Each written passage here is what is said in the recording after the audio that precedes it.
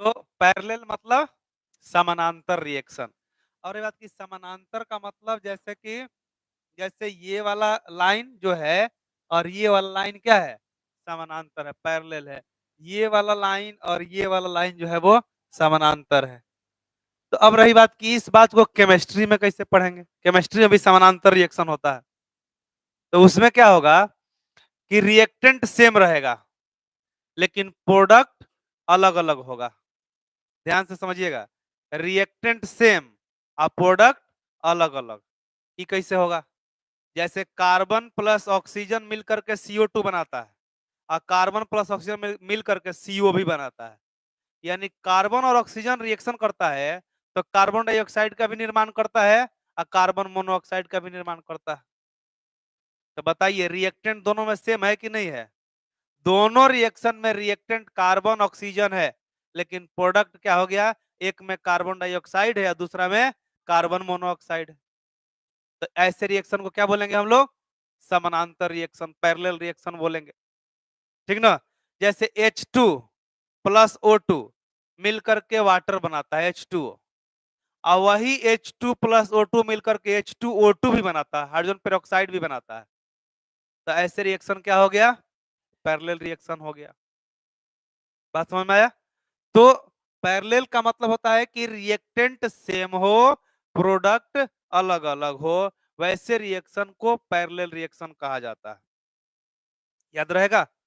तब आपके दिमाग में आएगा कि सर तो ये दोनों रिएक्शन इस एक ही टेम्परेचर प्रेशर पे होगा या अलग अलग? तो अलग अलग होगा। रिएक्टेंट सेम होगा, प्रोडक्ट अलग अलग हो रहा है, मतलब वहां का कंडीशन क्या है? अलग अलग है, डिफरेंट है, सेम कंडीशन नहीं है। बात समझ में आया? तो लिखिएगा the reactions in which the reactions in which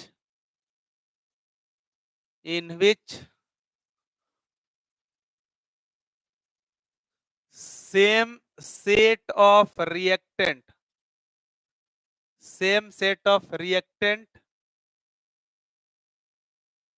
produce different products.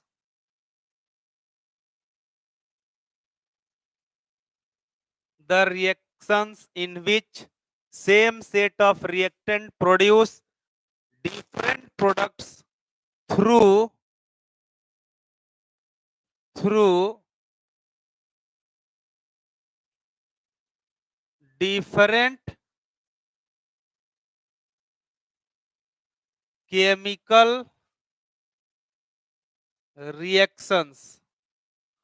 through different chemical reactions is called parallel reaction. The reactions in which same set of reactants produce different products through different chemical reactions is called parallel reaction. जैसे example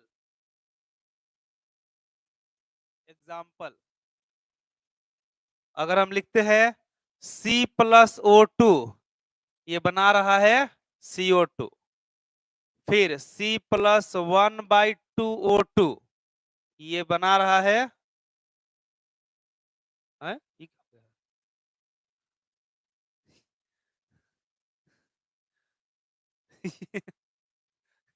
यही पे अटक गया कि अब नहीं मिटेंगे, बहुत तू मिटा लिया है। गिर जा।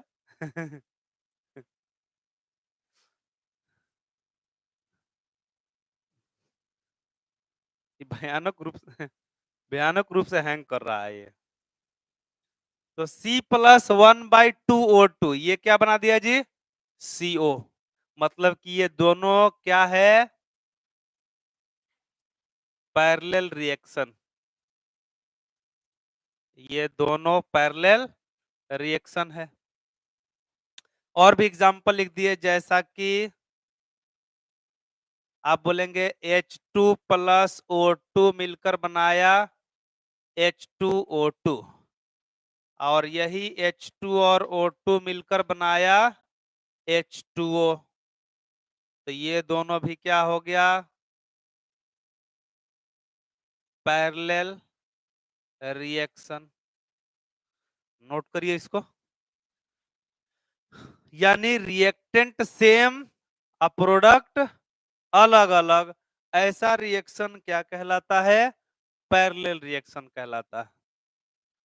सीक्वेंशियल में देखिए क्या बताए थे, सीक्वेंशियल बताए थे कि एक रिएक्शन का सीरीज हुआ करता था ना, जिसमें एक रिएक्शन का प्रोडक्ट दूसरे रिएक्शन का रिएक्टेंट हो जाता था, दूसरा का प्रोडक्ट तीसरे का रिएक्टेंट, तीसरा का प्रोडक्ट चौथा का रिएक्टेंट। तो इस प्रकार से जो रिएक्शन हुआ उसको हम लोग बोले सीक्वेंशियल रिएक्शन।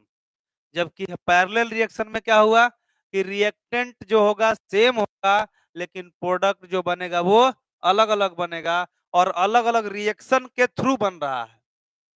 इसीलिए ऐसे रिएक्शंस को हम लोग क्या बोलते हैं, पैरेलल रिएक्शन। याद रहेगा, मिटाएं इसको, हो गया। और भी कुछ एक एग्जांपल फटाफट लिख लीजिए, जैसा कि P4 प्लस Cl2 ये बनाता है PCl3, PCl3, और यही P4 प्लस Cl2 बनाता है PCl5। देख सकते हैं, ये भी क्या हो गया, ये पैरेलल,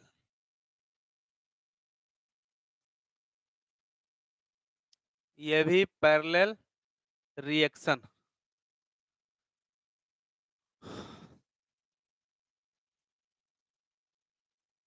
यही S प्लस O2 मिलकर बनाया SO2, और यही S प्लस O2 मिलकर बनाया SO3। ठीक ना, तो यहाँ पर क्या करिए कि 2 कर दीजिए, यहाँ 3 कर दीजिए, यहाँ 2 कर दीजिए, ये भी क्या कहलाएगा, पैरेलल। तो बहुत सारे रिएक्शंस हैं जो पैरेलल रिएक्शन होते हैं, जिसमें रिएक्टेंट सेम होता है लेकिन प्रोडक्ट अलग अलग होगा, और ये दोनों रिएक्शन सेम कंडीशन पे नहीं होगा जी। इसका टेम्परेचर प्रेशर कुछ और होगा, इसका टेम्परेचर प्रेशर कुछ और होगा, मतलब कंडीशन अलग अलग होगा।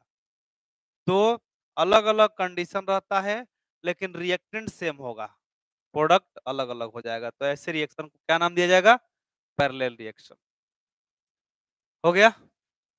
अब हम लोग आते हैं मैथमेटिकल कैलकुलेशन, यानी अब सीखना है, ये तो परिचय हो गया, जैसे पिछले क्लास में सीक्वेंशियल रिएक्शन से परिचय कराए हम, कैसे कैसे एग्जाम में क्वेश्चन आएगा उस सब तरीका बताए, वैसे ही यहाँ भी होगा। सीक्वेंशियल में जैसे पढ़े सेम कंडीशन पैरेलल रिएक्शन में भी थ्योरी पढ़ लिए, इसके बारे में जान लिए। अब न्यूमेरिकल्स कैसे होगा वो जानने की जरूरत है, कैसे बनेगा वो बताएंगे, वो सीखना जरूरी है। तो हम लोग चलते हैं न्यूमेरिकल्स पे चर्चा करते हैं। चलिए वही एग्जाम्पल हम वहां पर लेते हैं, C+O2, ये क्या बनाया जी, CO2। अब फिर C+1/2O2 मिलकर क्या बनाया, CO। ये है, यहां पे मोल्स ऑफ कार्बन एक्स, हम मतलब ये क्वेश्चन में देगा जी, ये जो हम लिखे हैं मोल्स ऑफ कार्बन एक्स, ये क्वेश्चन में देगा, कुछ डाटा देगा, 5 मोल 10 मोल 4 मोल कुछ डाटा देगा यहाँ पे। और क्या देगा, तो मोल्स ऑफ ऑक्सीजन आपको देगा, मोल्स ऑफ ऑक्सीजन, ये मान लीजिए कि हम Y लिख दिए, वो कुछ डाटा आपको प्रोवाइड करेगा कि क्या इसका मोल होगा। ठीक ना, तो आपको जो तरीका बता रहे हैं, जो तरीका बता रहे हैं ही फॉलो करना है, अपने मन से कुछ भी नहीं करना है, ठीक ना, नहीं तो गड़बड़ होगा। जब सीख जाइएगा, जब अपने से बनने लगेगा, तब अपना दिमाग जो अप्लाई करना है करिए, लेकिन अभी आपका दिमाग अच्छा है, अभी सीखना है ना, कैसे क्वेश्चन बनेगा। तो सबसे पहले हम यहाँ पर रेशियो लेंगे, इस दोनों मोल का रेशियो ले लेते हैं, मोल रेशियो ले लेते हैं, ठीक है। तो ये हो जाएगा मोल ऑफ कार्बन अब बाई मोल ऑफ ऑक्सीजन, हमने रेशियो ले लिया और ये आ गया x बाई वाई, ठीक ना। इतना काम ये खुद से आप करिएगा, रेशियो लीजिएगा दोनों के मोल का, यानी मोल ऑफ कार्बन अब बाई मोल ऑफ, हम यहाँ मोल केवल रेशियो लिखते हैं, मोल रेशियो का मतलब अलग चीज हो जाएगा। हम यहाँ रेशियो ले लिए किसका, इसका मोल बाई इसका मोल x बाई वाई। आप यहाँ पर मोल ऑफ कार्बन और मोल ऑफ O2 का रेशियो लिए है ना, यहाँ भी आपको ये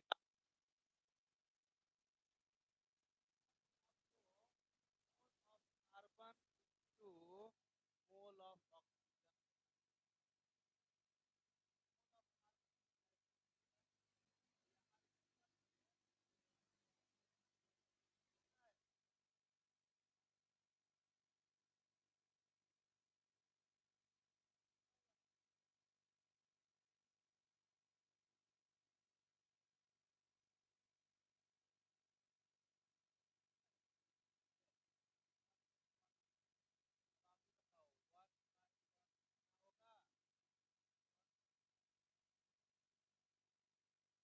दूसरा वाला में भी करेंगे हम लोग, mole of carbon to mole of oxygen,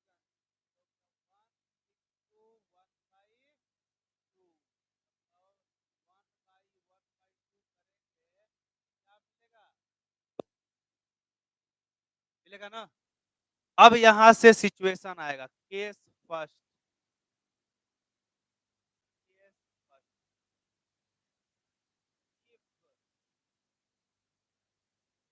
x by y जो है वो less equal to 1, by y 1 से बड़ा या 1 से 1 के बराबर या 1 से छोटा हो जाए, ठीक ना। यदि ये दिया हुआ मोल का रेशियो यहाँ के मोल के रेशियो से छोटा या उसके बराबर हो जाए, ठीक ना, इससे 1 से छोटा या 1 के बराबर हो जाए, तो if 1 greater and equal to x by y, only only reaction, इसको हम लिख देते हैं ए और इसको लिख देते हैं B, only reaction A is performed.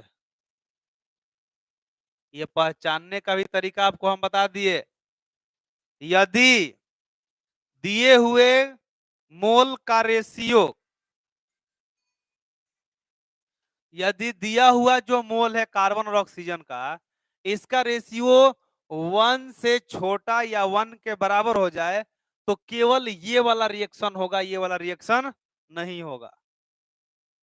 Second case, case second, if x by y बड़ा हो जाए 2 से या 2 के बराबर हो जाए, तो only reaction B is performed, only reaction B is perform. यदि यहां पर जो x और y का रेशियो है ये अगर 2 से बड़ा या 2 के बराबर हो जाए, तो ये वाला बी नंबर रिएक्शन, ये हम चेक करा रहे हैं कौन होगा और कौन नहीं होगा, तो यही यही चीज ध्यान में रखना है। केस थर्ड क्या होगा, तो केस थर्ड होगा, यदि 1 से बड़ा हो जाए x बाई वाई और 2 से छोटा हो जाए, तो बोथ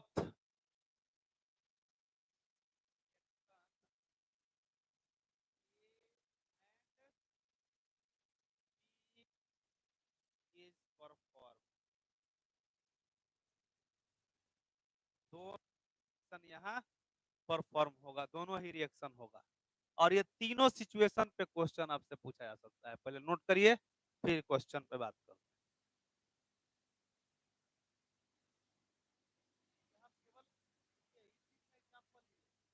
ये मत समझिएगा ये जो है हर जगह यही चीज लागू होगा, नहीं, हर एक पैरेलल रिएक्शन में अलग अलग स्टोइकियोमेट्रिक कोएफिशिएंट का वैल्यू होगा, ये हमेशा चेंज होते जाएगा। बात समझ में आया? ये हम एक एग्जांपल बता रहे हैं समझाने के लिए।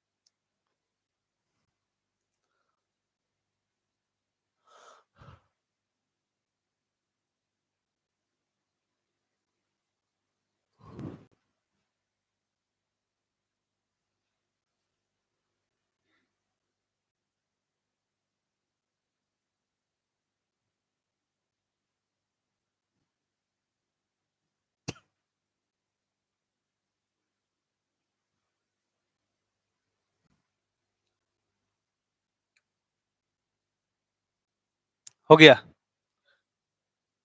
जल्दी इसको कंप्लीट किया जाए।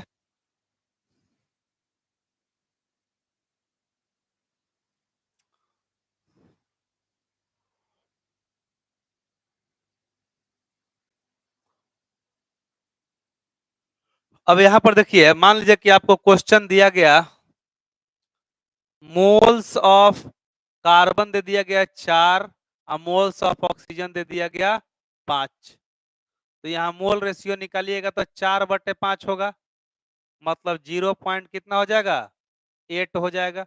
देखिए तो x बाई वाई 1 से छोटा हो गया कि नहीं हो गया, मतलब कौन सा रिएक्शन इसमें होगा, पहला वाला रिएक्शन होगा। ये हम क्वेश्चन बता रहे हैं, अब ये मिटा रहे हैं, मिटा ना इसको। अब यहां से अगर क्वेश्चन में कार्बन का मोल 4 दिया हो और ऑक्सीजन का मोल 5 दिया है, तो जब हम रेशियो निकालेंगे, कार्बन बाई ऑक्सीजन के मोल का रेशियो जब निकालेंगे हम लोग, तो देखेंगे कि ये 0.8 आ गया, मतलब ये 1 से क्या हुआ, कम हुआ। तो हम लिखेंगे only reaction A is performed, only reaction A is perform, केवल रिएक्शन यहां होगा। तो लिखिए इसको C+O2 क्या बना दिया, CO2। इनिशियली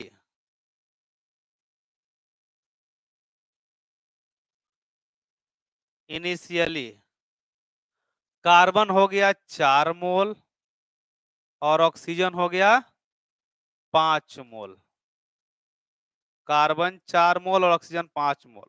फाइनली अब आप बता सकते हैं इसमें लिमिटिंग रिएजेंट कौन होगा, कौन होगा लिमिटिंग रिएजेंट, चूंकि दोनों का स्टेकोमेट्रिक कोएफिशिएंट क्या है, सेम है, इसका भी स्टेकोमेट्रिक कोएफिशिएंट 1 और इसका भी स्टेकोमेट्रिक कोएफिशिएंट 1, तो जब सेम स्टेकोमेट्रिक कोएफिशिएंट है, 4 में 1 से भाग दीजिएगा तो 4 आएगा, 5 में 1 से भाग दीजिएगा तो 5 आएगा, तो जो ज्यादा होगा वो एक्सेस है, जो कम होगा वो लिमिटिंग। मतलब सीधा सा बात है कि ये हो गया यहाँ पर लिमिटिंग रिएजेंट और ये हो गया यहाँ पे एक्सेस रिएजेंट, ठीक ना। यानी कि हम ये बोल सकते हैं कि ये फाइनली 0 हो जाएगा। ये बचेगा कितना, तो 5 माइनस 1/1 इंटू 4 मतलब 4, तो ये कितना मोल बच गया, 1 मोल ये बच गया। बनेगा कितना, 1/1 इंटू 4 मतलब ये 4 मोल बन गया। बात समझ आया? नोट करिए, यहां से नोट करिए, ये ऊपर वाला नहीं, ये नीचे 1 जहां से लिखा वहां से नोट करिए। यानी एक टाइप का क्वेश्चन ये आपसे किया जा सकता है।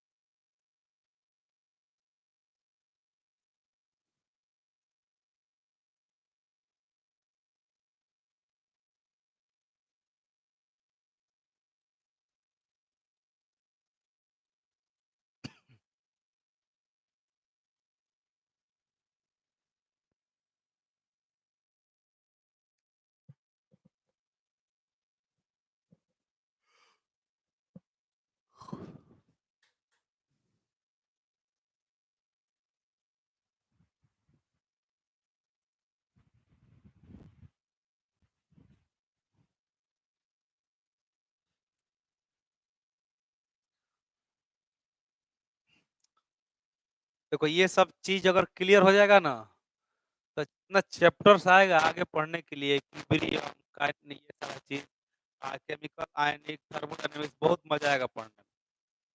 यही सब छोटा छोटा चीज अगर नहीं समझे, चाहोगे कि हम चैप्टर पढ़ लेना, तो पढ़ने के लिए पढ़ लोगे, नहीं कुछ समझ में जीवन में नहीं आएगा कि पढ़ क्या। ये बहुत बहुत बड़ा रोल निभाता है, और सबसे ज्यादा स्टूडेंट को दिक्कत भी यहाँ होता है, फेस करना पड़ता है। लेकिन ये दिक्कत से अगर जूझते रह गया, सीख लिए, तो चैप्टर बहुत इजी हो जाएगा पढ़ने में। और बहुत सारा बच्चा यहीं पर सिलेंडर बोल जाता है कि बाप रे हमसे नहीं होगा। सिलेंडर अगर गए तो गए। यानी आप अगर साइंस लिए हो तो तुम अपना औकात जांच के ही साइंस लिए होगे, भाई हमारा औकात है कि हम पढ़ सकते हैं साइंस। कितना लोग है कि देखा देखी में साइंस ले लेता है, तो देखा देखी में ये चीज सीखा नहीं जा सकता है। हाँ, खाली देख सकते हैं। ठीक ना, तो ये चीज ध्यान रखना होगा। हो गया ये। अब देखिए दूसरा टाइप का क्वेश्चन यहाँ हम बताते हैं आपको। मान लीजिए कि हम यहाँ पर कार्बन का मोल ले लिए, कार्बन का हम मोल 5 ले लिए, ऑक्सीजन का मोल हम 2 कर दिए, ठीक ना। कार्बन का मोल हम 5 कर दिए, ऑक्सीजन का मोल यहाँ पे 2 कर दिए, तो बताइए ये कितना हो जाएगा, मोल रेशियो कितना, 5/2, मतलब कितना हो गया, 2.5 ना, 2.5। देखिए तो 2 से ज्यादा हो गया, मतलब only reaction B is performed. तो बी रिएक्शन में ये क्या होगा, तो ये CO बन जाएगा, यहाँ पे 1/2 आ जाएगा, यहाँ पे 5 हो जाएगा और यहाँ पे 2 हो जाएगा। अब आप देख सकते हैं कि इसमें लिमिटिंग कौन हुआ और एक्सेस कौन हुआ, बता भी सकते हैं कौन लिमिटिंग और कौन एक्सेस। तो देखिए यहाँ पर स्टेकोमेट्रिक कोएफिशिएंट 1/2 है ना, समझना समझना इधर लिमिटिंग रिएजेंट, तो यहाँ हम चुन सकते हैं लिमिटिंग रिएजेंट, यही ना तरीका बताए थे कि 5/, इसका स्टेकोमेट्रिक 1 है तो 5/1 तो 5 आ गया, ये हो गया 2/1/2, तो ये कितना हो गया, 4 हो गया।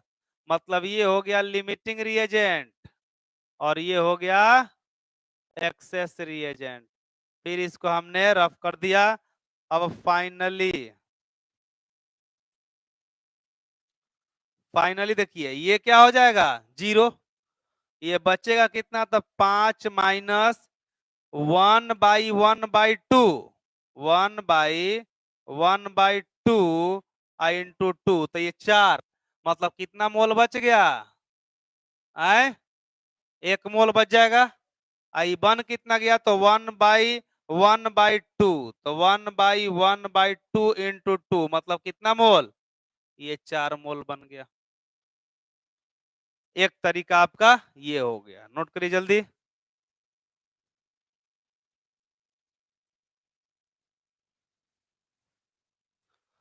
दूसरा क्वेश्चन आपसे ऐसे करेगा,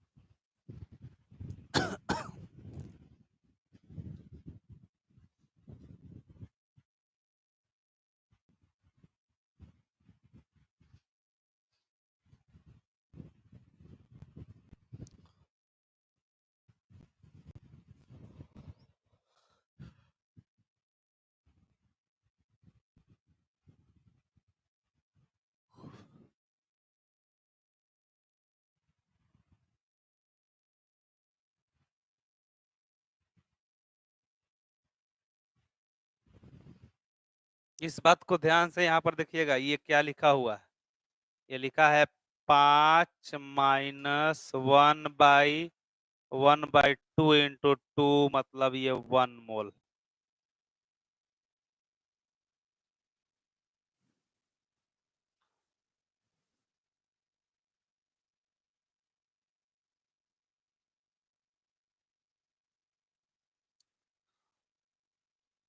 पैरेलल रिएक्शन का यही कॉन्सेप्ट होता है क्वेश्चन पूछे जाने का।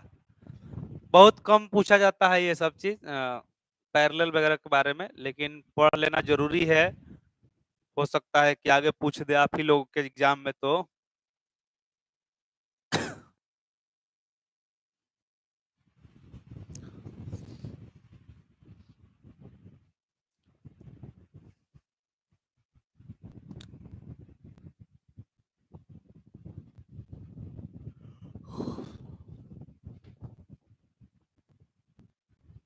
हो गया।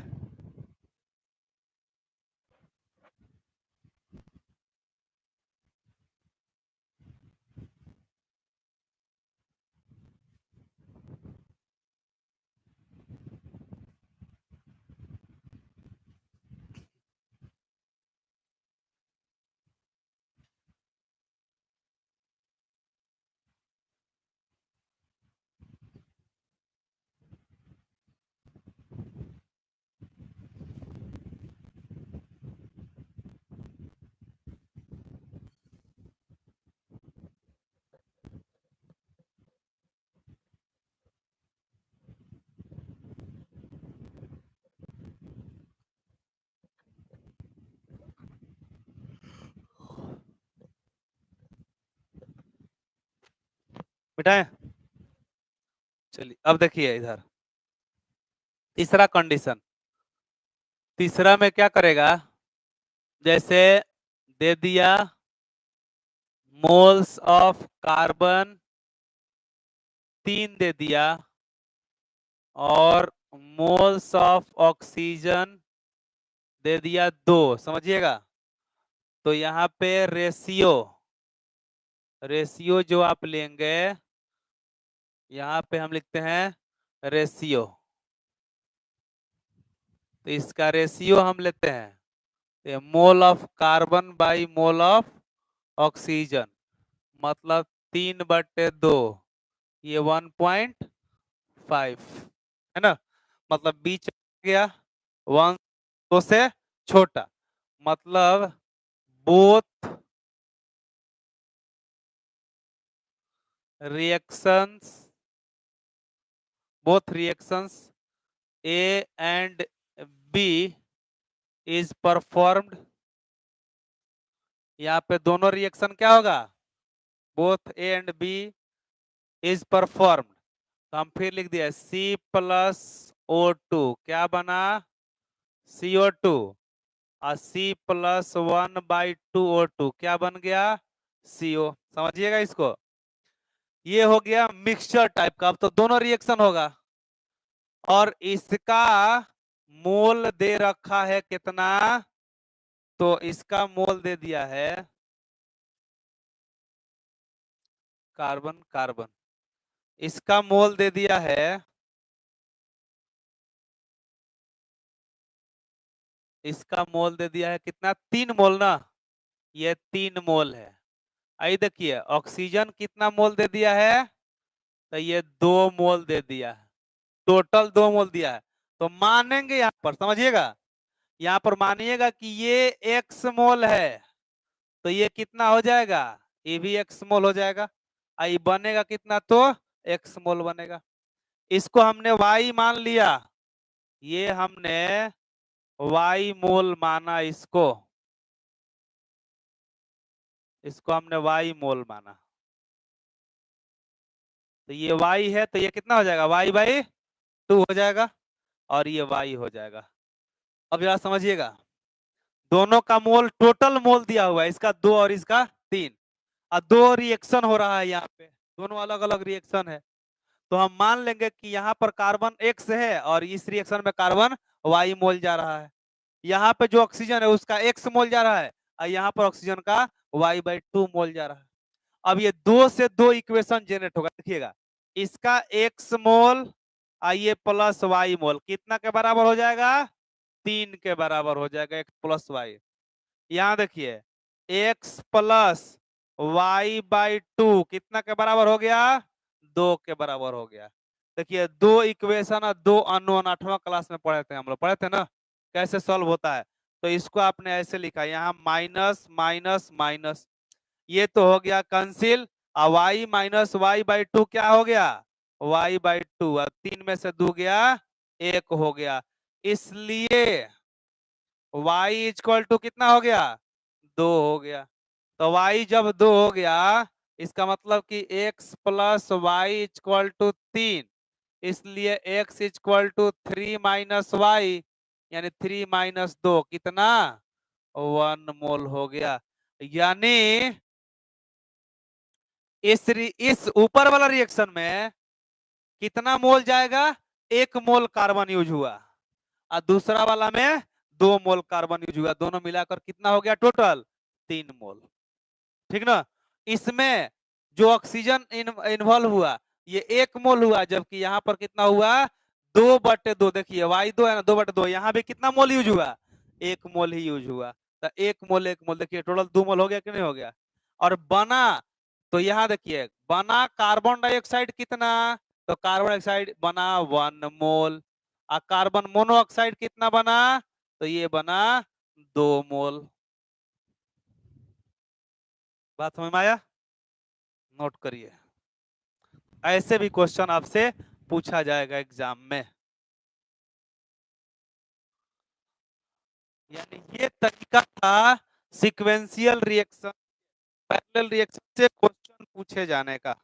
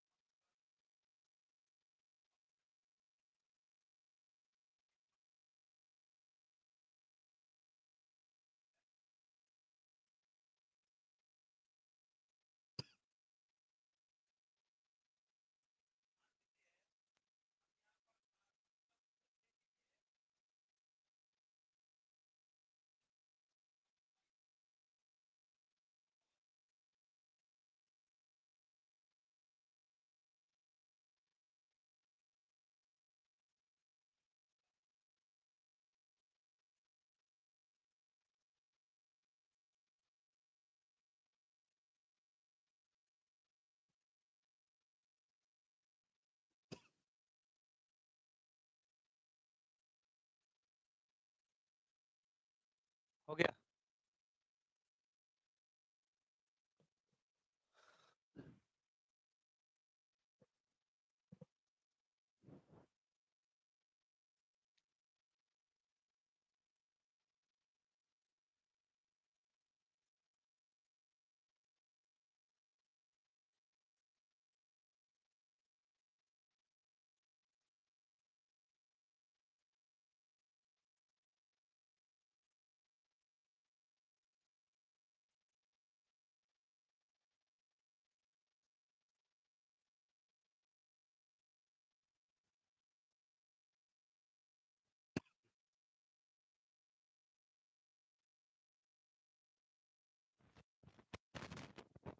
लिख लिए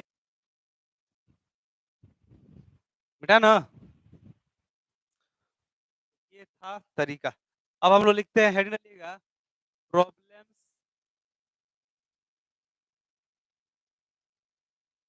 problems related problems related to mixture, problems related to mixture, problems related to mixture.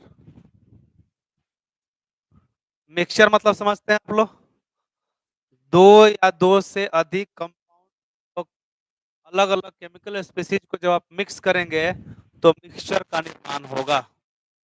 और मिक्सचर मुख्य रूप से दो टाइप का होता है, एक को बोलते हैं होमोजेनियस मिक्सचर और दूसरे को हेट्रोजेनियस मिक्सचर। तो यहाँ पे हम बताने वाले हैं कि मिक्सचर में सवाल कैसे बनाया जाएगा, न्यूमेरिकल्स कैसे मिक्सचर में पूछा जा सकता है ना। ये कोई थ्योरी नहीं है, बस ये एक तरीका सिखाने वाले हैं। अभी तक जितना भी पढ़ा है उसमें थ्योरी कहीं कुछ नहीं पढ़ा है। शुरू में ही थोड़ा सा थ्योरी हम लोग देखे थे कि स्टेकोमेट्री किसे कहते हैं, स्टेकोमेट्री का मतलब क्या होता है। बाकी सब क्या है, हाउ टू सॉल्व न्यूमेरिकल्स, कैसे न्यूमेरिकल बनाएंगे, कैसे न्यूमेरिकल एग्जाम में पूछा जाएगा, वही सब तरीका हम लोग उस दिन से सीख रहे हैं। आज ये अंतिम होगा लेक्चर हमारा इसमें, मतलब इस टॉपिक में। यहाँ अंतिम नहीं, इस टॉपिक में अंतिम लेक्चर होगा। जैसे मूल में याद करो 6 लेक्चर पढ़ाए थे ना, अब 3 लेक्चर था डीपी का, एक लेक्चर पढ़ाए इंपेरिकल मॉलिक्यूलर फार्मूला का कंप्लीट किए थे, और 5वां लेक्चर आज है स्टोइकियोमेट्री का। गिना हुआ रहता है में कितना लगेगा, है ना। तो तो एक लेक्चर चलेगा यूडियोमेट्री, यूडियोमेट्री होता क्या है उसके बारे में जानेंगे, उससे परिचय करेंगे, और उसके बाद परिचय करने के बाद उससे कैसे न्यूमेरिकल पूछेगा और कैसे बनाना है ये चीज सीखेंगे। तो यहाँ पे मिक्सचर का जिक्र किए हम, तो मिक्सचर हम लोग जानते हैं कि दो या दो से अधिक का अलग अलग कंपाउंड्स, अलग अलग केमिकल स्पीसीज को या अलग अलग किसी भी चीज को आप मिक्स करेंगे तो वो मिक्सचर का निर्माण करेगा। अब वो दो टाइप का हो सकता है, होमोजीनियस और हेट्रोजीनियस। होमोजीनियस मतलब समांगी मिश्रण, हेट्रोजीनियस मतलब विसमांगी मिश्रण, दो टाइप का होगा। जैसे चीनी को पानी में मिलाइए तो चीनी पूरे के पूरा पानी में घुल जाएगा, और घुलने के बाद क्या आप उसको ग्लास में रख करके अपने खुले आंखों से देखेंगे तो क्या आप उसमें चीनी का कण घूमता हुआ आपको दिखाई देगा? नहीं दिखाई देगा। मतलब वो कैसा सॉल्यूशन हुआ, वो कैसा मिक्सचर हुआ, होमोजेनियस मिक्सचर हुआ। और होमोजेनियस मिक्सचर को ही हम लोग सॉल्यूशन कहते हैं। क्या कहते हैं? सॉल्यूशन। सॉल्यूशन मतलब होता है विलयन, है ना। तो विलय और विलायक मिल करके विलयन का निर्माण करता है सॉल्यूट और सॉल्वेंट, विलय और विलायक, सॉल्यूट और सॉल्वेंट मिल करके सॉल्यूशन बनाता है। खैर, सॉल्यूशन बहुत सारे हैं, जैसे जितना भी मेडिसिन है सब सॉल्यूशन है, जितना भी वाइन्स है शराब सब सॉल्यूशन है ना। जितने भी एल्वाइज है मिश्र धातु वो सब क्या है, होमोजीनियस मिक्सचर है, सॉल्यूशन के रूप है। लेकिन वही सीमेंट को पानी में डाल दीजिए, चाहे बालू को पानी में डाल दीजिए, चाहे मिट्टी को पानी में डाल दीजिए, वैसे मिक्सचर को हम लोग बोलते हैं हेट्रोजीनियस। अगर मिट्टी को पानी में घुलाने का प्रयास करें और उसको घुलाने के बाद आप कांच के ग्लास में रखकर जब उसको आप ऑब्जर्व करेंगे तो आप पाएंगे कि मिट्टी का पार्टिकल पानी में घूमता हुआ आपको दिखाई दे रहा है। यानी आप अपने खुले आंखों से जिस मिक्सचर में पार्टिकल को न देखें वो है होमोजीनियस, जिसमें आप देख लें वो क्या, हेट्रोजीनियस।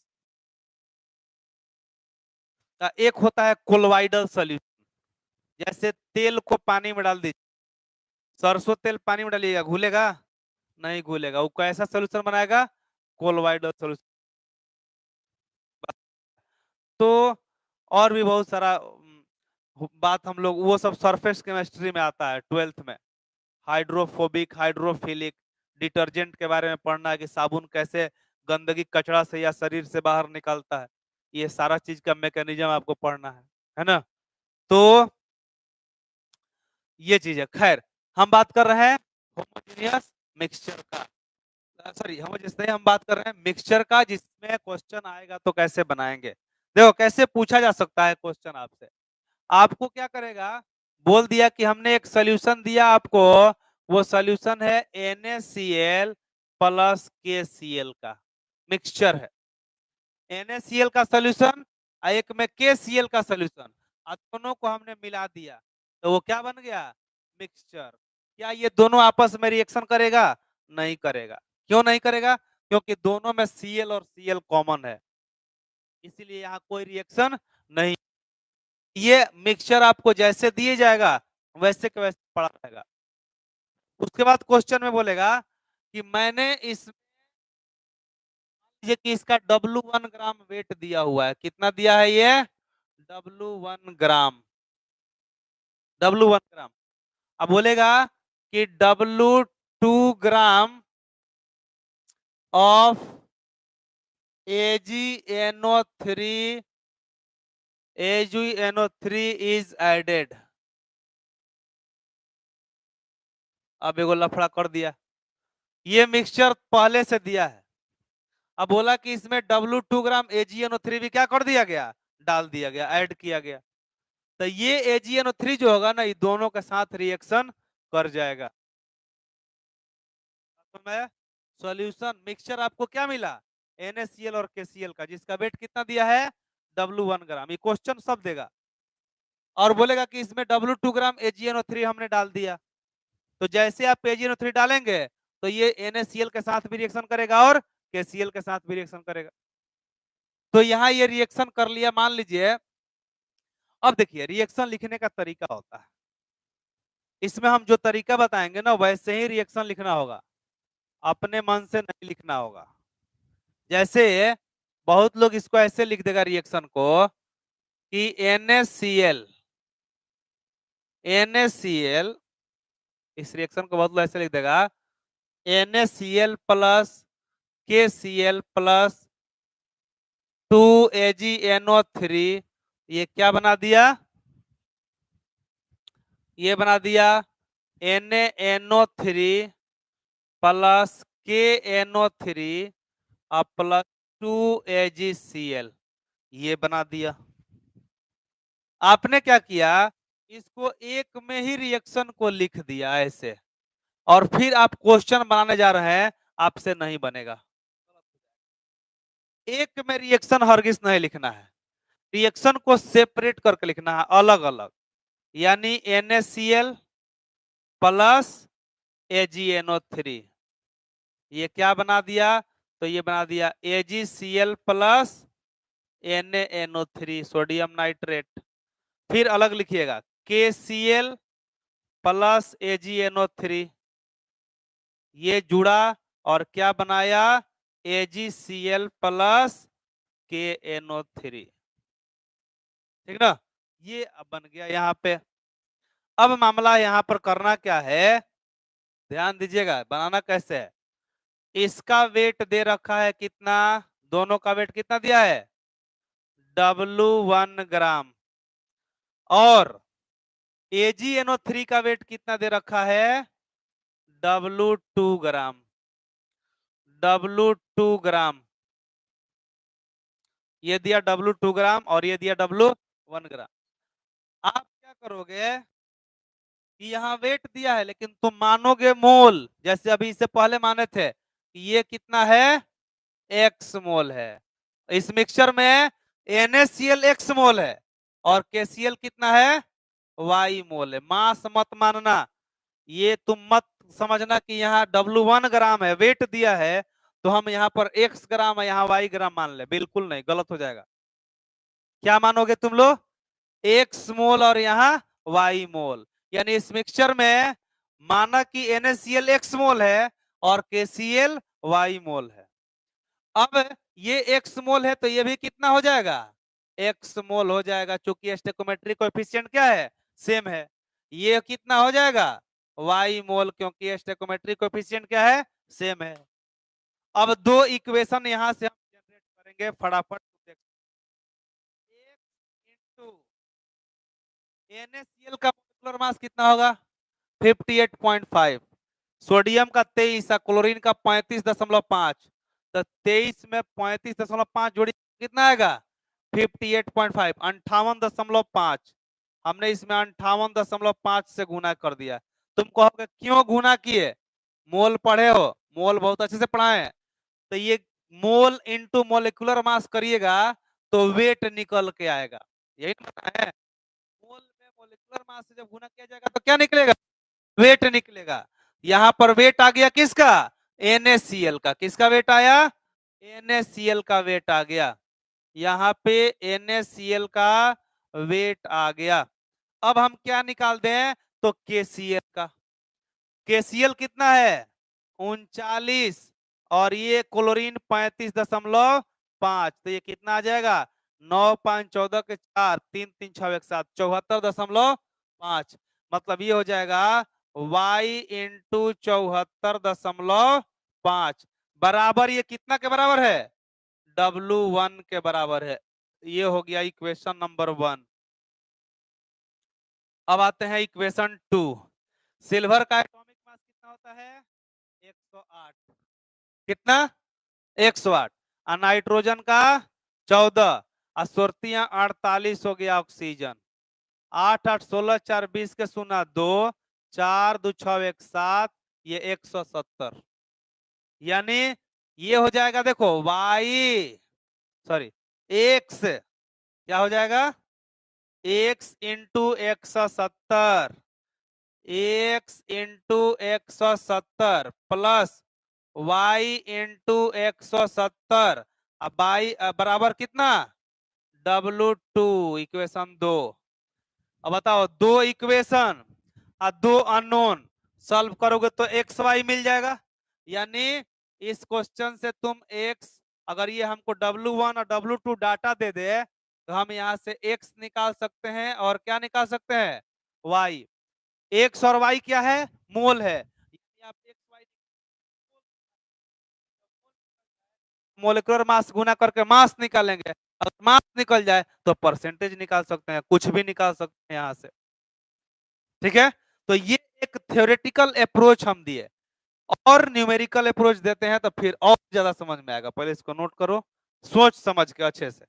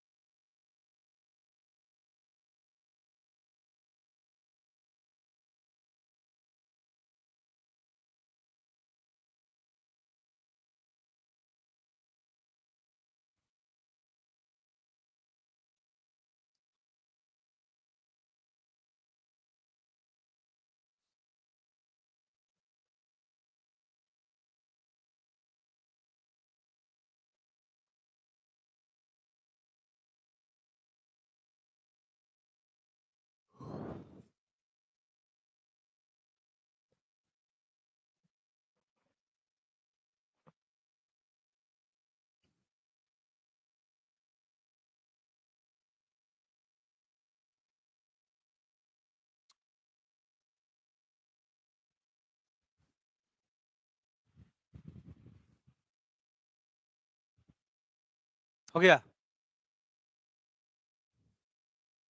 जल्दी जल्दी।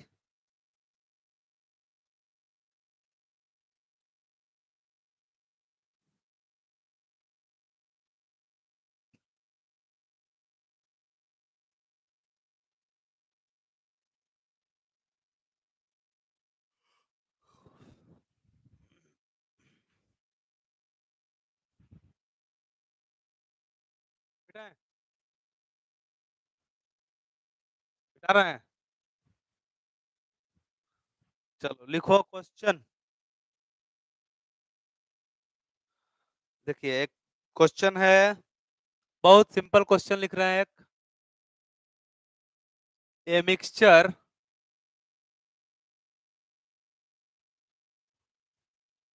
Mixture of CaCO3 calcium carbonate and MgCO3 magnesium carbonate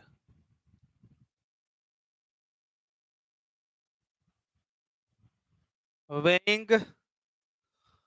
1.84 gram on heating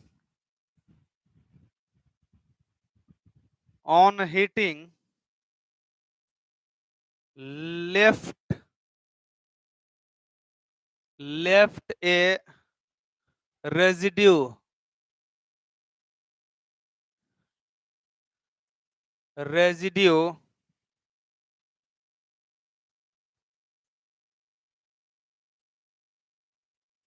residue weighing 0.96 gram, weighing 0.96 gram.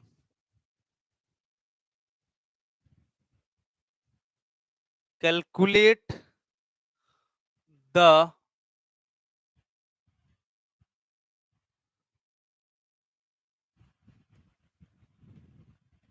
percentage of each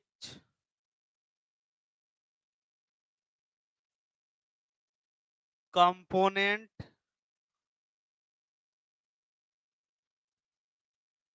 in the mixture।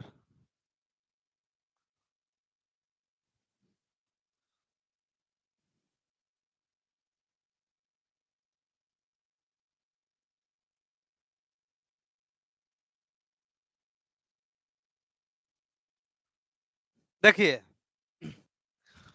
सबसे पहले समझिए क्वेश्चन को, लिख लिए क्वेश्चन, समझिए। बोला है कि एक मिक्सचर है, एक मिश्रण है, किसका किसका? तो कैल्शियम कार्बोनेट का और मैग्नीशियम कार्बोनेट का। कैल्शियम और मैग्नीशियम दोनों एलिमेंट किस ग्रुप का है पीरियोडिक टेबल में? तो सेकंड ए ग्रुप का है, एस ब्लॉक सेकंड ए group. Beryllium, magnesium, calcium, strontium, barium, ये सब कहां पे आता है? सेकंड ए ग्रुप एस ब्लॉक। तो कैल्शियम और मैग्नीशियम दोनों सेकंड ए ग्रुप है, आई दोनों कार्बोनेट है। तो सेकंड ए ग्रुप के कार्बोनेट को अगर तुम हीट करोगे ना, तो इसका प्रॉपर्टीज है कि ये टूट जाएगा, किसमें? बॉन्डिंग ऑक्साइड में और कार्बन डाइऑक्साइड में। यानी CaCO3 लाइम स्टोन के नाम से जाना जाता है, चूना पत्थर कहा जाता है हिंदी में। मार्बल का भी फॉर्मूला यही होता है, CaCO3। मार्बल जिससे ताजमहल बना है, वो मार्बल का भी फॉर्मूला क्या होता है? CaCO3 ही होता है। लेकिन दोनों का कंडीशन अलग अलग होता है। जो तुम घर में चूना का प्रयोग करते हो घर के दीवार को रंगने के लिए, वो कैल्शियम कार्बोनेट होता है ना। और जो ताजमहल में लगा है वो भी कैल्शियम कार्बोनेट है, लेकिन दोनों का रूप में अंतर है कि नहीं है ना। तो जितना कहा जाता है कि जितना हाई टेम्परेचर और प्रेशर झेला कैल्शियम कार्बोनेट, वो संगमरमर का रूप ले लिया, और जो कम झेला वो चूना पत्थर बन गया। दोनों का फॉर्मूला सेम। यानी तुम ये कह सकते हो केमिकली तुम कह सकते हो कि मेरे घर में भी संगमरमर लगा हुआ है, चूना जो लगा है उसका भी फॉर्मूला तो CaCO3 होता है, या ताजमहल में जो लगा है वो भी क्या है, CaCO3 ही है। अंतर यही है कि वो ज्यादा पैसा का मिलता है। आइए, 14 रुपया किलो मिलता है मार्केट में बोरा में भर के, जाइए एक बोरा खरीद कर लाइए, पानी में फुलाइए, फेविकॉल डालिए और सुबह में घर में पेंट लगाना शुरू कर दीजिए। अब दीपावली आ रहा है, इसमें सब लोग अपना साफ करेगा, चूना कर सब, है ना। यही होता है कैल्शियम कार्बोनेट। इसको पानी में जब डालिएगा या इसको आप हीट करोगे तो ये कैल्शियम ऑक्साइड में कन्वर्ट होगा और कार्बन डाइऑक्साइड में कन्वर्ट होगा। MgCO3 को हीट करोगे तो मैग्नीशियम ऑक्साइड और कार्बन डाइऑक्साइड बनाएगा। यानी आप ये कहते हो कि ये है मिक्सचर किसका किसका, CaCO3 plus MgCO3। CaCO mixture है, इसका वेट तुमको दिया है 1.84 ग्राम। इसमें ऊपर से कुछ डाला नहीं गया है, इसको हीट किया गया। क्या किया गया है, इसको हीट किया गया है। नीचे चूल्हा रखे और इसको क्या कर दिए, हीट कर दिए चूल्हा पर रख के। जब हीट किया गया तो CaCO3 जो है ये टूट गया किसमें, CaO plus CO2 carbon dioxide में। कैल्शियम कार्बोनेट चूना पत्थर को जब गर्म किया जाता है तो क्विक लाइम यानी चूना में कन्वर्ट होता है और कार्बन डाइऑक्साइड गैस रिलीज होता है। मैग्नीशियम का कार्बोनेट MgCO3, इसको भी तुम हीट करोगे तो ये मैग्नीशियम का ऑक्साइड प्लस क्या रिलीज करेगा, कार्बन डाइऑक्साइड। ये दोनों का तुमको तो मिल गया वेट कितना, ये हो गया 1.84 ग्राम। ये वेट दे रखा है 1.84 ग्राम। और क्या कहा है कि रेजिड्यू, रेजिड्यू मतलब क्या होता है, जो बचा हुआ है। तो ये रिएक्शन जब कंप्लीट हुआ, जब गर्म किए तो कार्बन डाइऑक्साइड तो गैस बन के बाहर निकल गया, तो बच क्या गया, CaO और MgO। मतलब देखिए ये सॉलिड फॉर्म में होता है और ये भी सॉलिड बना, लेकिन ये किस फॉर्म में आया, गैस फॉर्म में। तो गैस तो बाहर निकल गया CO2 के रूप में और बच क्या गया, CaO प्लस MgO का मिक्सचर। मतलब ये बचा हुआ का वेट तुमको क्वेश्चन में दे दिया 0.96 ग्राम। दो इक्वेशन हो जाएगा, देखो ये माना x मोल, ये माना y मोल, ठीक है, ये x और ये y,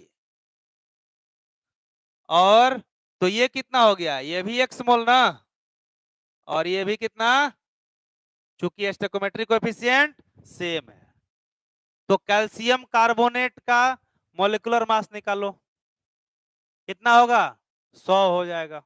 देख सकते हो कैल्शियम का 40, कार्बन का 12 और 48, 10 4 4 8 1 9 1 10, देखो 100 हो जाएगा। यानी इसका मोलिकुलर मास कैल्शियम कार्बोनेट का 100 हो गया। तो x इंटू क्या करें बोलो, x इंटू 100 प्लस मैग्नीशियम का 24 12 48, 8 2 10, 4 14 4 1 4 2 6 7 और 1 8, 84 हो जाएगा। ये हो गया y गुना 84 और ये आ गया 1.84 इक्वेशन 1। बोलो क्लियर हुआ, इक्वेशन 1 कैसे आया। कैल्शियम ऑक्साइड, कैल्शियम का मास 40, ऑक्सीजन का 16, यानी ये हो जाएगा तुम्हारा x इंटू 56 प्लस ये हो जाएगा 24 और 16 कितना, 40 ना, तो 40, ये कितना के बराबर, 0.96। अब दो इक्वेशन, दो अननोन सॉल्व कर दीजिए जल्दी। 100 y का वैल्यू निकालिए।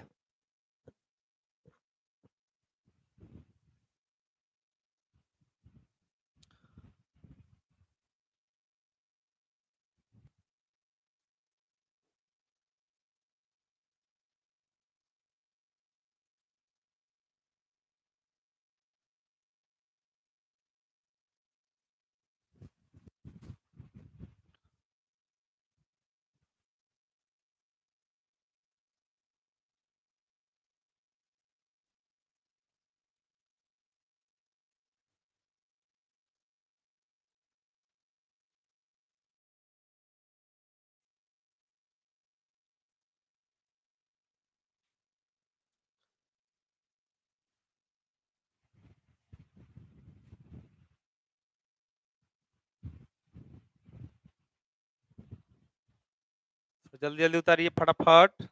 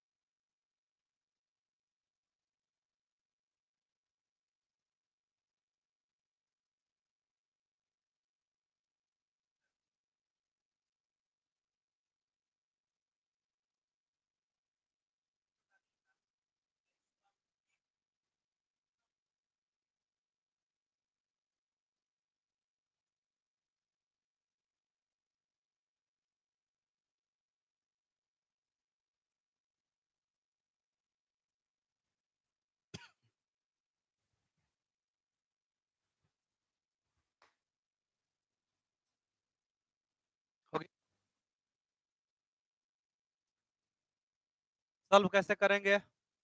ये तो थोड़ा सा बहुत मुश्किल होगा, है ना?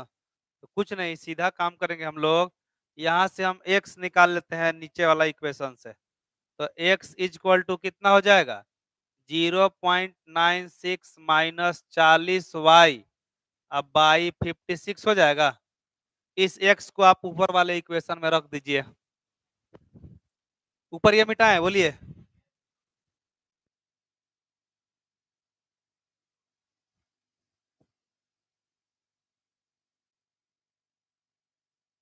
जरा गौर करिएगा। इस x को हम यहाँ रखते हैं, देखिए ई वाला इक्वेशन में। तो लिखते हैं putting the value of x in equation 1 we gate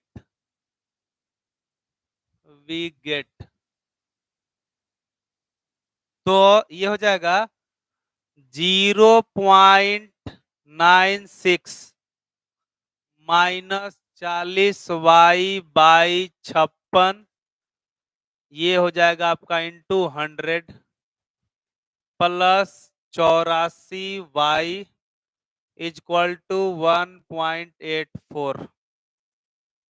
x का वैल्यू यहाँ ला करके रख दिए।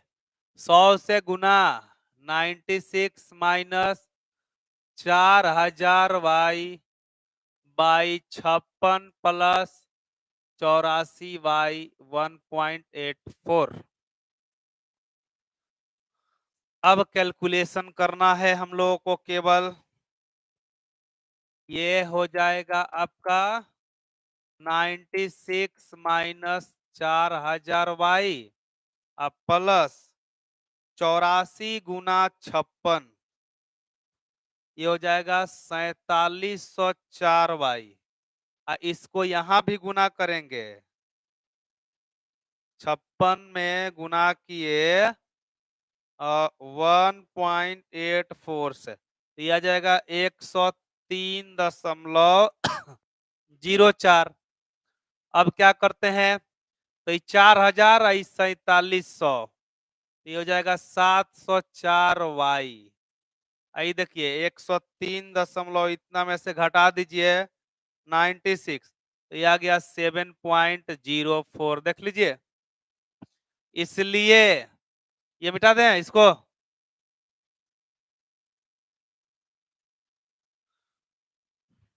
इसलिए y इज इक्वल टू कितना हो जाएगा 7.04 बाई 704 मतलब 0.01 मोल आ गया।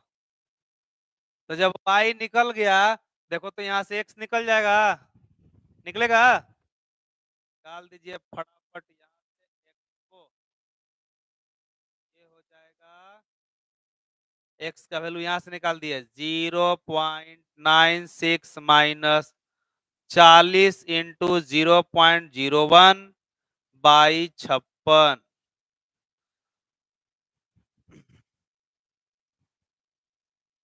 ये हो जाएगा 40 गुना 0.01, ये आ जाएगा 0.4, 0.96 minus 0.4 by 56।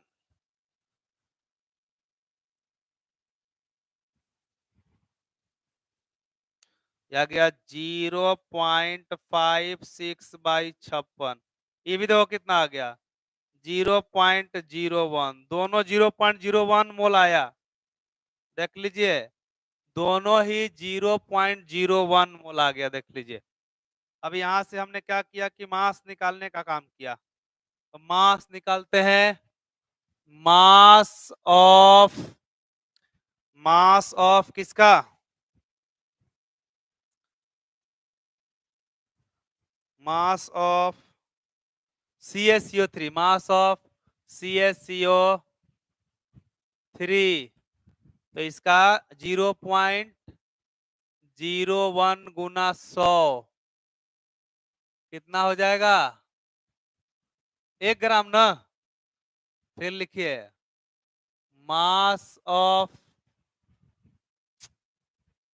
MgCO3 0.01 Guna MgCO3 का कितना था जी, है है 84 गुना कीजिए कितना आ जाएगा 0.84 ग्राम।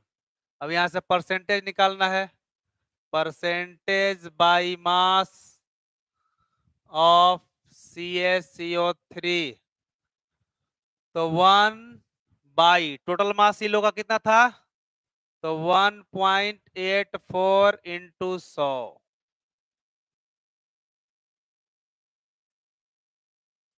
ये हो जाएगा 100 भागे 1.84, ये आ जाएगा 54,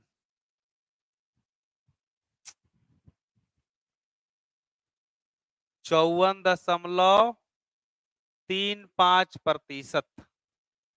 और percentage by mass of MgCO3 0.84 by 1.84 गुना 100, ये आ जाएगा आपका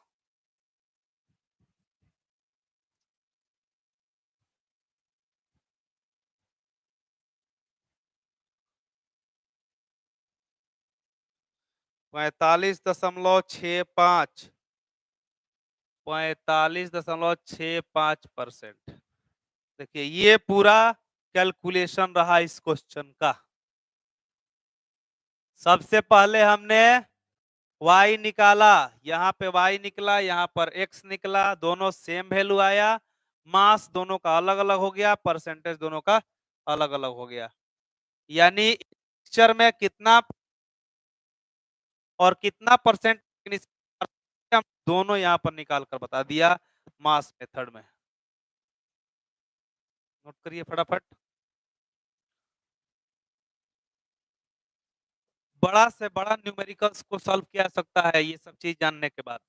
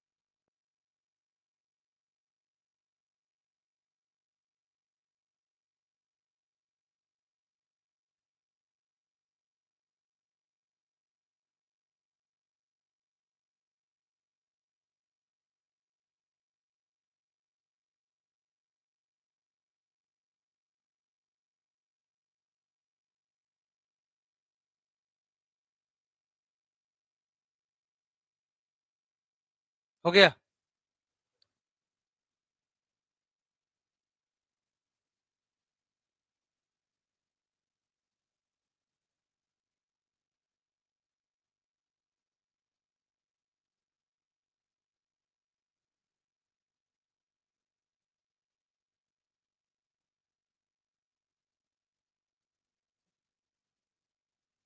डन?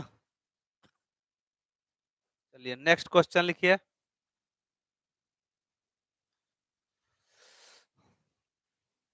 क्वेश्चन है a mixture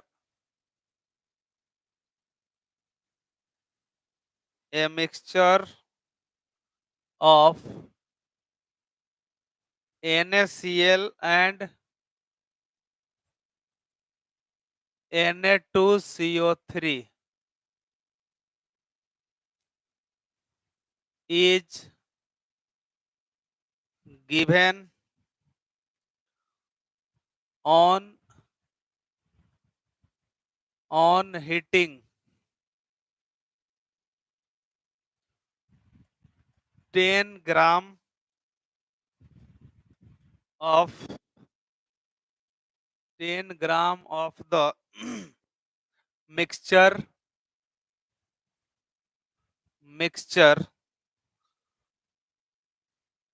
with dilute HCl 2.2 gram of CO2 is evolved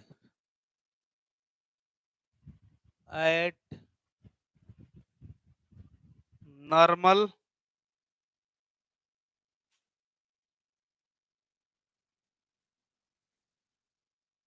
temperature and pressure.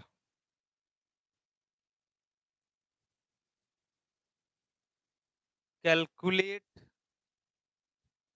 the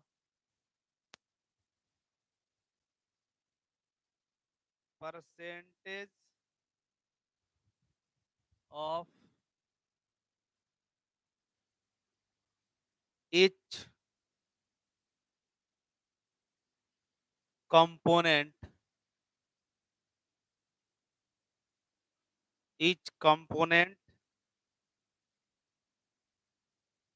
in the mixture.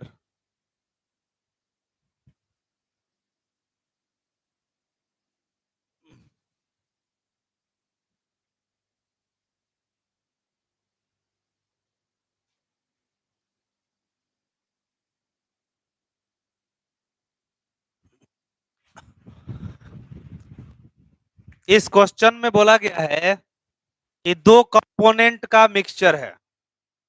कौन कौन कंपोनेंट है इसमें? NaCl और Na2CO3, सोडियम क्लोराइड और सोडियम कार्बोनेट, ये दोनों को मिक्स किया गया, यही मिक्सचर बनाया है। बोला गया कि इसको हीट किया गया है, लेकिन उसमें डाला क्या गया है? Dilute HCl। सीधा सीधा बात है कि यहाँ पे मिला हुआ है NaCl अब प्लस Na2CO3, इसको चूल्हा पे रखा गया है, हीट किया जा रहा है इसको, लेकिन इसमें डाला क्या गया है? Dilute HCl। इसका वेट कितना दिया है? सॉरी, इसका वेट नहीं दिया है, इसका वेट नहीं दिया है, दिया है वेट इसका मिक्सचर का वेट कितना दे रखा है? 10 ग्राम। कितना ग्राम दिया है? 10 ग्राम। अब देखिए, इस मिक्सचर में डाइल्यूट HCl है, तो आप बताओ NaCl और HCl रिएक्शन करेगा? नहीं करेगा, क्योंकि दोनों में कॉमन आयन है Cl और Cl। लेकिन वही Na2CO3 अब प्लस HCl रिएक्शन अच्छे से करेगा। क्या प्रोडक्ट बनाएगा? तो NaCl प्लस CO2 प्लस क्या H2O। NaCl CO2 plus H2O। और देखो 2.2 ग्राम CO2 दिया हुआ है, दिया है ना, तो इसका मोल निकाल लो। 2.2 ग्राम दिया है तो इसका मोल कितना होगा, given mass by molecular mass होगा, और CO2 का मोलिकुलर मास 44 होगा। अरे 12 और 32 कितना 44, ये आ गया कितना मोल आएगा, तो 1/, कितना 20 ना, 22 दूना, हाँ 1/20 मोल आएगा, ठीक ना। जब ये 1/20 मोल आया तो Na2CO3 कितना मोल हो जाएगा, 1/20 मोल ही रहेगा। क्यों ऐसा हुआ, क्योंकि दोनों का स्टोइकियोमेट्रिक कोएफिशिएंट क्या है, सेम है, इसलिए 1/20 मोल ये है तो 1/20 मोल ये भी होगा, होगा ना। तो अब यहाँ पर आपको देखिए, जब ये तो मोल मिल ही गया तो इसका मास हम निकाल लेंगे, और जब इसका मास निकल जाएगा तो 10 में से घटाएंगे तो NaCl का मास नहीं निकल जाएगा, बोलो। अरे भाई इसका दिया हुआ है, ये कितना ग्राम दे रखा है, 10 ग्राम। इसका मोल मिल गया तो इसका मास निकाल लें, तो लिख देंगे मास ऑफ Na2CO3 1/20 गुने कितना हो जाएगा, Na2CO3 का 23 दूना 46, 12 और 48, 8 2 10, 6 16 6 1 4 4 8 1 9 और 1 10, 106 हो जाएगा ना। तो 106 से गुना करिए इसमें, देखो तो कितना ग्राम आ रहा है, 106 है, 20 से भाग दे दीजिए इसमें, 106 में भाग दिए 20 से, तो ये हो गया 5.3 ग्राम, है ना, ये आ गया 5.3 ग्राम, ये 5.3 ग्राम आ गया। तो यहां से हम निकाल सकते हैं मास ऑफ NaCl कितना, 10 माइनस 5/, सॉरी 5.3 कितना हो जाएगा, 4.7 ग्राम हो गया। और जब ये सब निकल ही गया तो लिख सकते हैं percentage by mass of NaCl, तो NaCl आ गया 4.7, टोटल मास है 10 गुना 100, ये 47% हो जाएगा, हो जाएगा ना। Percentage by mass of Na2CO3, ये देखिए 5.3/10 इंटू 100, 53%। नोट करिए जल्दी।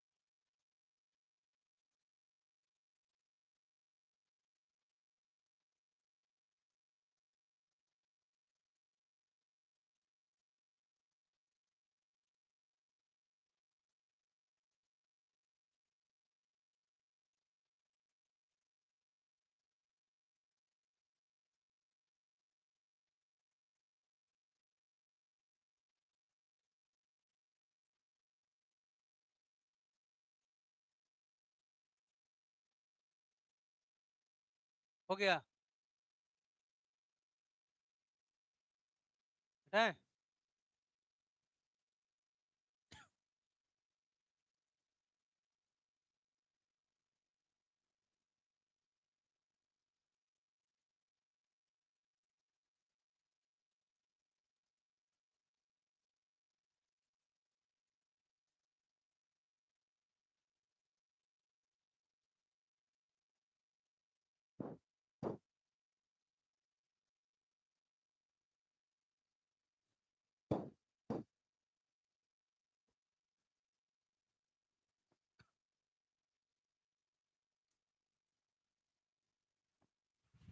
है ना,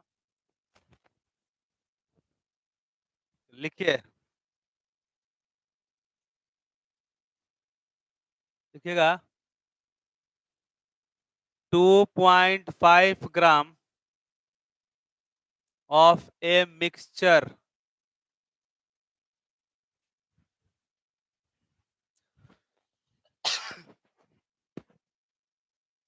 of BaO and CaO when treated when treated with an excess of H2SO4 produced 4.713 gram of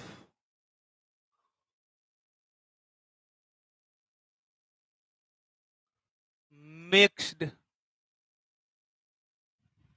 sulfate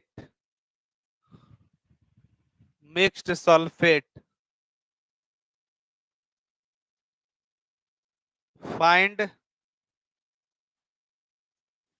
the percentage of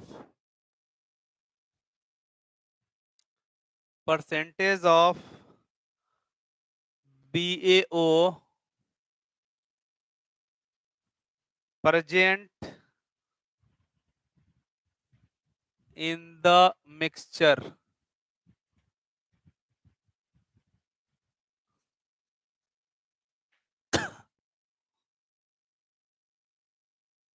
चलिए इसका सॉल्यूशन करिए तो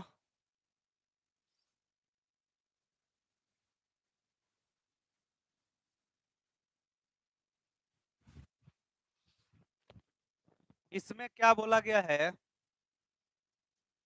2.5 ग्राम मिक्सचर है BaO और CaO का, और ये दोनों का रिएक्शन कराया गया है किस H2SO4 के साथ। यानी कहने का सीधा सीधा मतलब है कि BaO और CaO का मिक्सचर है, उसमें ऊपर से डाल दिया गया H2SO4, तो H2SO4 दोनों के साथ रिएक्शन कर जाएगा। क्यों ऐसा हुआ? क्योंकि बैरियम ऑक्साइड और कैल्शियम ऑक्साइड दोनों स्ट्रॉन्ग बेस होता है, और H2SO4 क्या है, एसिड है, तो वहां पर एसिड बेस रिएक्शन हो जाएगा। तो एसिड बेस रिएक्शन करेगा तो सॉल्ट प्लस वाटर का निर्माण होगा। यानी सीधा सा बात है कि बैरियम का ऑक्साइड है अब प्लस H2SO4 है, तो ये क्या बना देगा, BaSO4 सल्फेट बनाया अब प्लस वाटर, रिएक्शन बैलेंस है। देखिए दूसरा CaO प्लस H2SO4 क्या बनाया, ये CaSO4 प्लस H2O बनाएगा ना। अब यहाँ पे ये जो दोनों का वेट है ये कितना दे रखा है, 2.5 ग्राम, 2.5 ग्राम दिया हुआ है। और जो यहाँ पे सल्फेट बना है इस सल्फेट का वेट 4.713 ग्राम, माना कि ये x मोल और ये y मोल, तो ये भी हो गया x मोल और ये भी हो गया वाई मोल। बेरियम का 137 होता है एटॉमिक मास, तो x गुना 137 प्लस 16, 3 और 3 1 4 1 5, 153 प्लस ये हो जाएगा y इंटू 56 बराबर 2.5, इक्वेशन 1।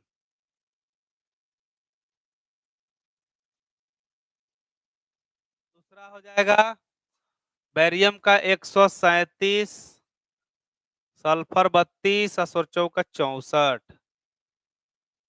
तो 4 और 2 6, 7 6 13 के 3 1, 6 3 9 1 10, 3 13 के 3 1, 233, तो x into 233, 233 plus calcium sulphate का कितना हो जाएगा 40 32 64, 4 2 6, 6 3 9 4 13, 136 ना, 40 32 64, 4 2 6, 6 4 10 3 13, 136, तो y इंटू 136 बराबर ये हो जाएगा 4.713 ग्राम, तो ये इक्वेशन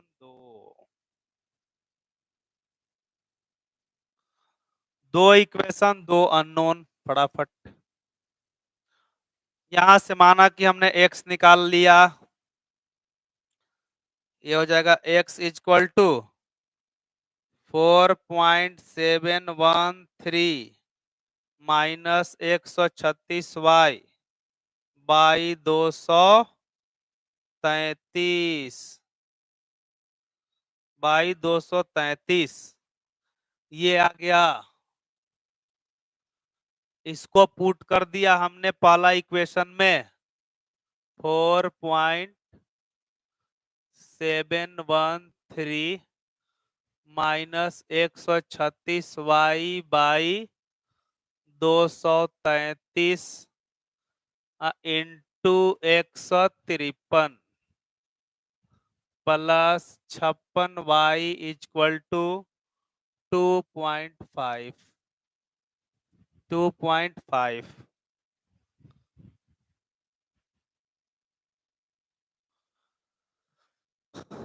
अब कैलकुलेशन है केवल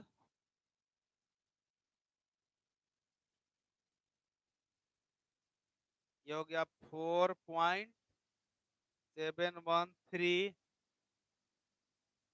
गुना 153, ये तुम्हारा हो जाएगा 721.089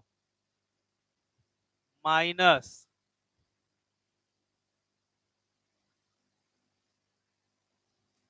ये हो जाएगा 136, 136 और 153 में गुना करेंगे तो 20808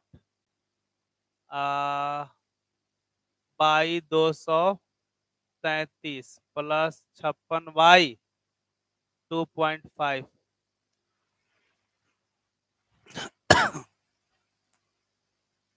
721.089 माइनस 2088 प्लस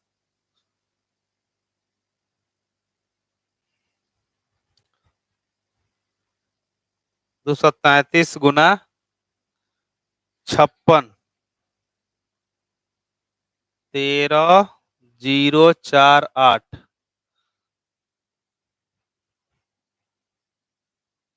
2.5, 582.5, 582.5। अभी जोड़ घटाव करिए तो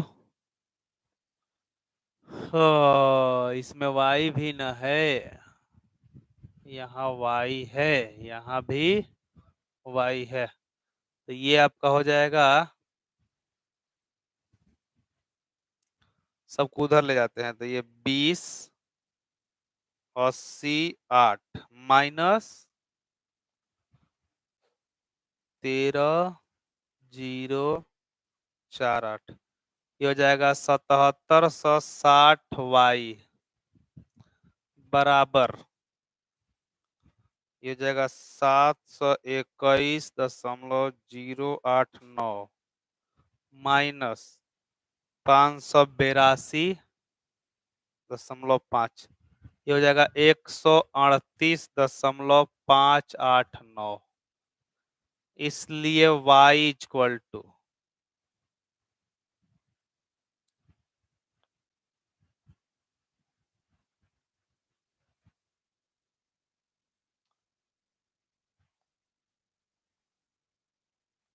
यह आ जाएगा 0.0178 y इतना आ गया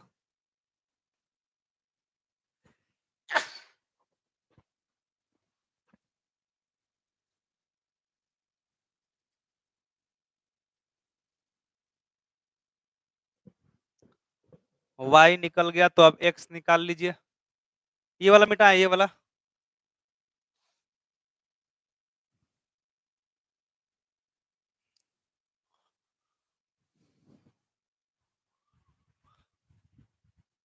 कैलकुलेटिव होता है लेकिन सॉल्यूशन यही है इसका मात्र जब y निकल गया तो x निकाल लीजिए x equal to 4.713 minus 136 into 0.01785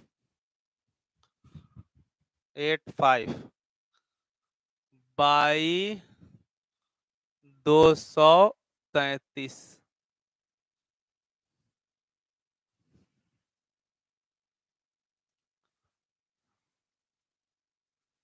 तो ये हो जाएगा 4.713 माइनस 2.43 बाई 233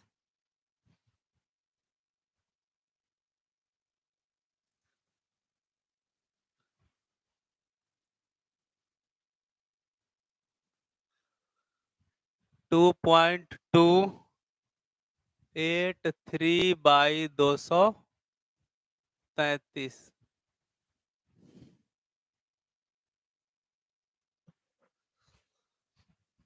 ये आ गया 0.09798 और जब एक्स वाई मिल गया तो यहां से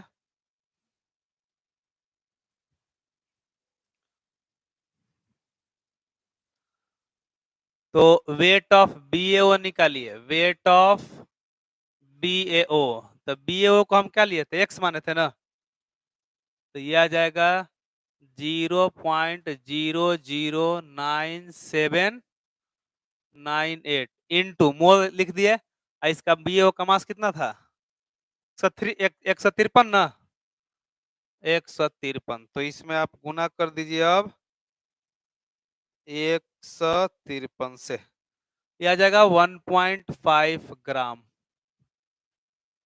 तो 1.5 ग्राम तो percentage by mass of BAO कितना हो जाएगा 1.5 बाई 2.5 गुना 100 ठीक है 1.5 बाई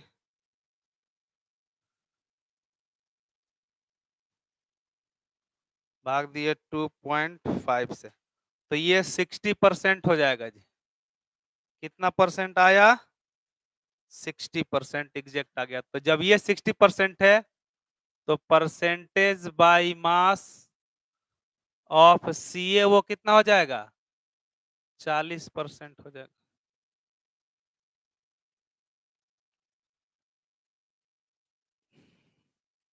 तो इस प्रकार से ये कंप्लीट हो गया एक principle of atom conservation method बचा हुआ है वो हम लोग अगले क्लास में कर लेंगे और उस पर क्वेश्चन कर लेंगे ठीक ना और अगले क्लास में हम कोशिश करेंगे कि यूडोमेट्री कंप्लीट कर दें